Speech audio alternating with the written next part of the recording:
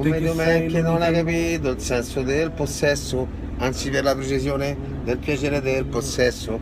Non è necessariamente trombarla tutti i giorni, quando poi trombi magari una rossa oppure un'altra rossa milfa. E allora l'importante è che tu sai che quando vieni a trovarla puoi accenderla e puoi fare anche di questo, perché senti un pochettino come urla sta cagna. Basta che glielo chiedi oppure che gli schiacci dal punto giusto, e allora dai, non ti preoccupare, stai sempre a domandare: mando sta all'italico, sta a 30 gradi ancora, non ne posso guidare 3, tutte insieme non mi è facile anche se mi chiami Prez. E allora senti che sound chicco, e questo è quello bolliccio, quello borghese non ignorante.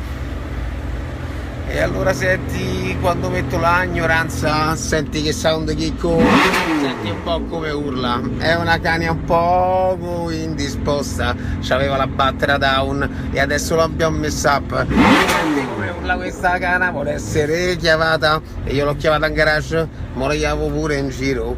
E allora medio man devi anche tu da capire che il piacere del possesso non è sempre trombare, è perché l'attesa aumenta il piacere, dicono, quando ce n'è altre due che gli fanno da commilitoni, che gli guardano le spalle perché nessuno possa aprirle e poi dargli una chiamata grossa. Senti che sound, Chicco, senti che sound, per gli amici di Roma Nord, quanto mi piace anche ora.